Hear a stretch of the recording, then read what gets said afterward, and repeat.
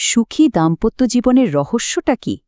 এই প্রশ্নটা কিন্তু বেশ পুরনো, আর এর উত্তর খুঁজতে গিয়েই একটা ইন্টারেস্টিং কনসেপ্ট সামনে আসে। সেটা হলো কুফু মিলিয়ে বিবাহ। চলুন আজ এই বিষয়টাই একটু সহজ করে জেনে নেওয়া যাক। তো প্রথমেই একটা প্রশ্ন দিয়ে শুরু করা যাক, যেটা আজকাল প্রায় শোনা যায়। এত ডিভোর্স বা বিবাহ বিচ্ছেদ হচ্ছে কেন?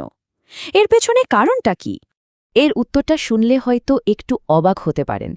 যে সোর্স থেকে আমরা আজকের আলোচনাটা করছি সেখানে বলা হচ্ছে এর মূল কারণ হল কুফু না মেলা। হ্যাঁ, এটাই আমাদের আজকের আলোচনার একেবারে কেন্দ্রবিন্দু। তো এই যে আমরা একটা শব্দ শুনলাম কুফু, এই জিনিসটা আসলে কি? কেন এটাকে এত বড় একটা কারণ হিসেবে দেখানো হচ্ছে? চলুন জেনে নিই। সোজা কথায় খুফু একটা আরবি শব্দ, যার মানে হল সমান বা সমতুল্য। আর বিয়ের ক্ষেত্রে এর মানে দাঁড়ায় বর আর কনের মধ্যে সব দিক থেকে একটা মিল থাকা। শুধু ধর্মীয় দিক থেকেই না, জাগতিক বা দুনিয়াবী বিষয়েও একটা সামঞ্জস্য থাকা, মানে এক ধরনের কম্প্যাটেবিলিটি। এই ধারণার গুরুত্বটা বোঝাতে একটা হাদিসের কথাও বলা হয়েছে, যেখানে বলা হচ্ছে যে ভবিষ্যৎ প্রজন্মের কথা ভেবে ভালো সঙ্গী বেছে নিতে আর বিয়ের সময় এই কুফুর বিষয়টা মাথায় রাখতে। তো বুঝতেই পারছেন এর একটা গভীর ভিত্তি আছে।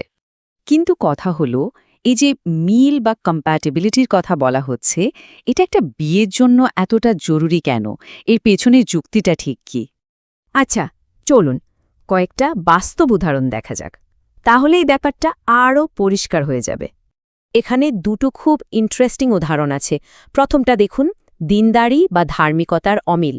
ধরুন একজন সঙ্গী খুবই ধার্মিক, দিন মেনে চলতে চান, আর অন্যজন হয়তো অতটা ধার্মিক নন, দুনিয়াবী জীবন যাপন করতে ভালোবাসেন। দুজনের জীবন দর্শন একদম আলাদা। এখান থেকেই কিন্তু সংঘাত শুরু হতে পারে। এরপর দ্বিতীয় উদাহরণটা দেখুন, অর্থনৈতিক অবস্থান।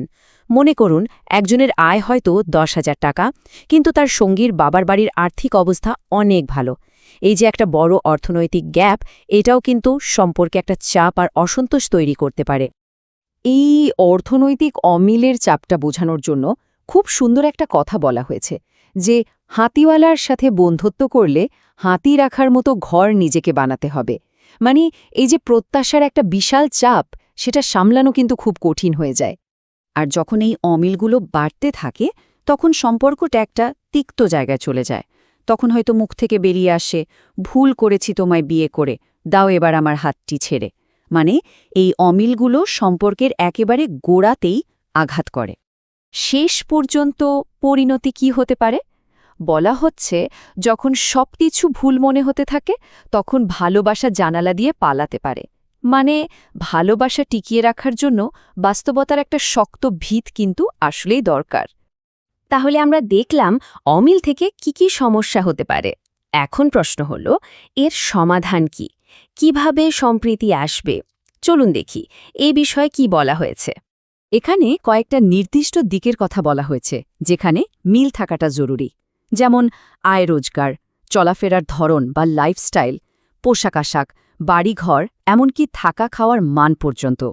বলা হচ্ছে এই ব্যাপারগুলোতে একটা সমতা থাকলে সম্পর্কে অহেতুক গর্ব বা কাউকে ছোট করে দেখার মতো বিষয়গুলো আসে না।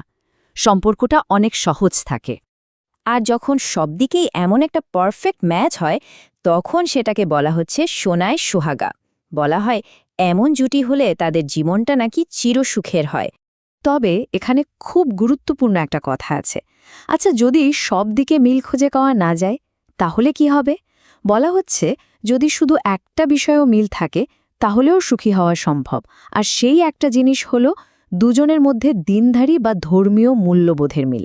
এটাকে সম্পর্কের সবচেয়ে মজবুত ভিত্তি হিসেবে দেখা হয়েছে। তো পুরো আলোচনা শেষে আমরা একটা বড় প্রশ্নের সামনে এসে দাঁড়ালাম। একটা সুখী দাম্পত্য জীবনের ভিত্তি আসলে কি? এই যে সামঞ্জস্যের কথা বলা হলো, পারস্পরিক মূল্যবোধ নাকি ভালোবাসাটাই সব? এই প্রশ্নটা রইল ভাবার জন্য।